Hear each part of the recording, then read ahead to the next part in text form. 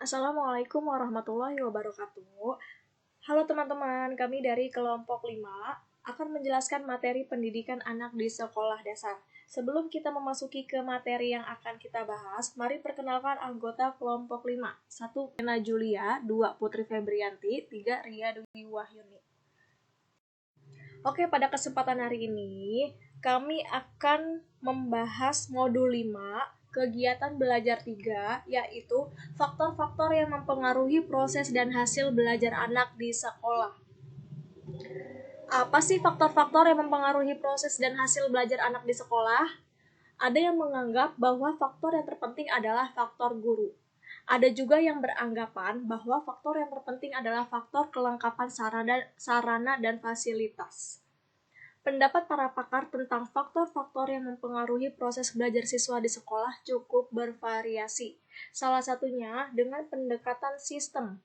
Abin Syamsuddin Makmum 1995 mengemukakan 3 faktor yang mempengaruhi proses belajar anak di sekolah, yaitu 1. Faktor input, 2. Faktor proses, dan ketiga faktor output. 1. Faktor input atau masukan meliputi A. Raw input atau masukan dasar yang menggambarkan kondisi individual anak dengan segala karakteristik fisik dan psikis yang dimilikinya. B. Instrumental input atau masukan instrumental yang mencakup guru, kurikulum, materi, dan metode, sarana, dan fasilitas. C. Environmental input atau masukan lingkungan yang mencakup lingkungan fisik, geografis, sosial, dan lingkungan budaya. 2. Faktor proses menggambarkan bagaimana ketiga jenis input tersebut saling berinteraksi satu sama lain terhadap aktivitas belajar anak. 3. Faktor output adalah perubahan tingkah laku yang diharapkan terjadi pada anak setelah anak melakukan aktivitas belajar. Berbeda dengan rumusan di atas, Rohman Natawijaya 1984 mengemukakan 5 unsur yang mempengaruhi kegiatan belajar siswa di sekolah, yaitu 1. Pribadi siswa, 2. Perlakuan guru, 3. Unsur tujuan, 4. Bahan pelajaran, dan kelima fasilitas. Penjelasannya adalah 1. Faktor anak atau pribadi siswa.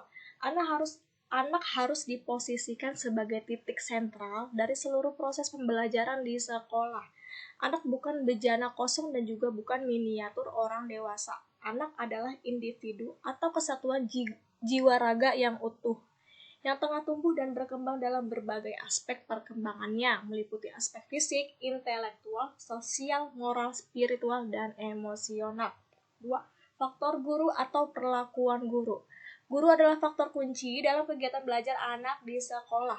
Guru memiliki peranan yang sangat penting dalam keseluruhan program pendidikan di sekolah.